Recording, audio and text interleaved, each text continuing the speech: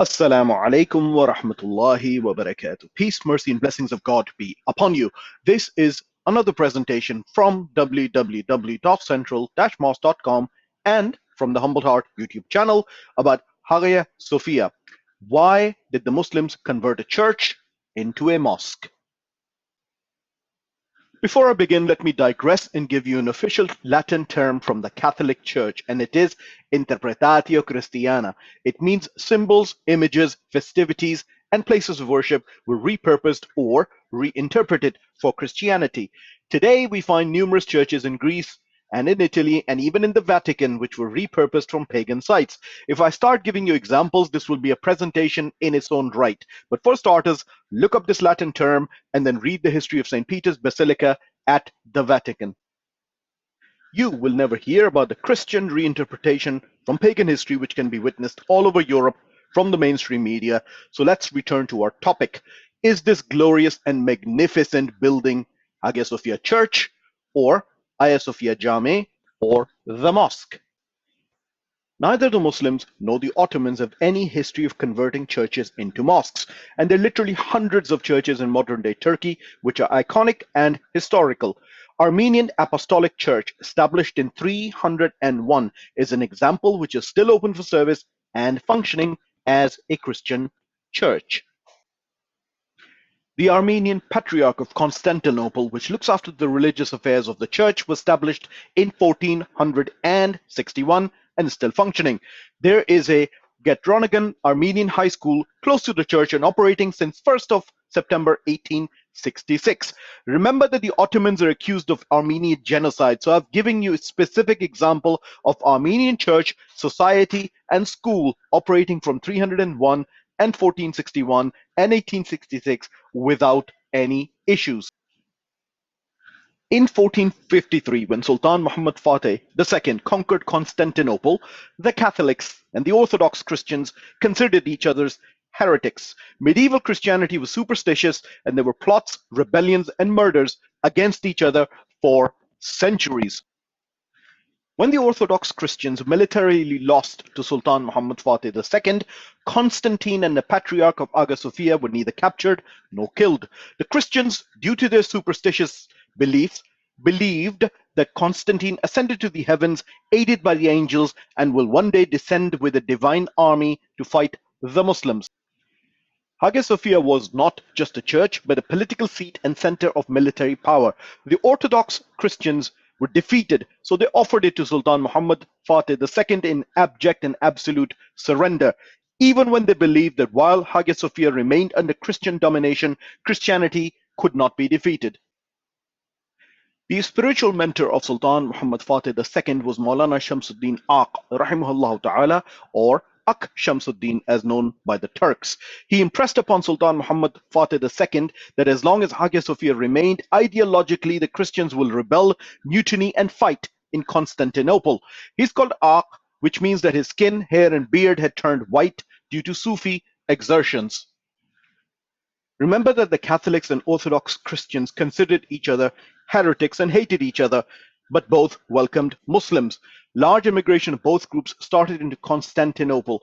It is because in chapter 22, verse 40 of the Quran, it is said, "There are those who've been evicted from their homes without right, only because they say our Lord is Allah. And were it not that Allah checks the people, some by means of others, they would have been demolished monasteries, churches, synagogues, and mosques in which the name of Allah is much mentioned. And Allah will surely support those who support Him. Indeed, Allah is powerful and exalted in might." Pay attention to the order. Allah is commanding Muslims to safeguard monasteries, synagogues, and churches before mentioning the safeguarding of the mosques. Sultan Muhammad Fateh II had conquered Istanbul in jihad and subjugated his enemy. Yes, the politically incorrect J word. And he could have taken over Hagia Sophia because it was surrendered to him in abject defeat. But he actually bought the building and paid the Greek Orthodox Church, and the contract is in Turkish museums and what you see on your screen. In the Hanafi madhab, which was followed by Sultan Muhammad Fateh II, it was perfectly valid for him to subdue a military and political center of power in a land conquered in jihad, but he did not. He bought it. So, as we say in America, we have the receipts to show you. Sultan Muhammad Fatih II did three things. He granted amnesty to those who were sheltering there. He bought the premises and he converted it into a mosque and his court. Let me repeat again. It would have been perfectly fine to convert a political and military center of power into a mosque which was gained in jihad, but this was bought. From the 29th of May 1453 until 26th of November 1934, it remained a mosque. Ataturk, in his drive to not secularize but erase Islam from Turkey, closed the mosque and converted it into a museum. On the 9th of July 2020, this decision was overturned and legally status quo ante was established, which means the place reverted to what it was on the 26th of November 1934, going back all the way to 1453. The premise will remain open to everyone except that since it is now a mosque, certain sections will require you to take your shoes off. The iconic Christian history will be covered with a movable curtain during Muslim prayers, and the curtains will be open after prayers for everyone to see. There will be no covering, no defacing, and no structural changes. This was a mosque from 1453 to 1934, and yet Christian history and mosaics remain. The Turkish government has pledged that they will use movable curtains to cover the images during prayers. Contrast this with Cordoba Mosque in Spain. I've been going there since 1999, and Muslim mosaic and verses have been scrubbed and defaced to turn it into a church.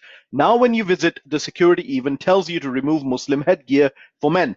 United Nations still considers it a heritage site, while Muslim history, verses of the Quran in Islamic mosaic has been scrubbed off and deliberately right before your eyes. The media has nothing to say about that at all. So the Vatican can interpret pagan symbols, images, festivities, and places of worship under Interpretatio Christiana, no problems. Enlightened European Spain can scrub off Islamic mosaics and verses of the Quran from Cordoba Mosque, and there are no issues with that either. But the world has a problem with a mosque converted back to a mosque which was bought and paid for. Well, did you expect the media to give you the facts? Did you expect the media to honestly tell you that it was paid for? If you did, you're a bigger fool than what I imagined. Jazakallahu khairan. Assalamu alaikum wa rahmatullahi wa barakatuh. I was going to upload the video, but then I remembered two more facts.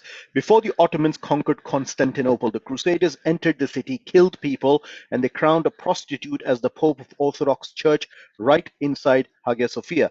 Then they drank alcohol and sang song for days inside this iconic church. That happened on the 12th of April, 1204. Secondly, the Crusaders not only looted Constantinople, but also Hagia Sophia. The looted treasure can still be seen today at the Basilica of St. Mark at Venice. In fact, Google it and you'll find plenty of articles and YouTube videos on the looted treasures of Constantinople and Hagia Sophia at the Basilica of St. Mark. The Muslim Ottomans, on the other hand, preserved Christian history in a building which they paid for and bought while converting it into a mosque. The Turkish people preserved Christian history when it became a museum and are pledging to support Christian history today of a building in which the Christians had crowned a prostitute as the Pope. The media will never tell you any of this, although you can easily go to Venice and see it with your own eyes.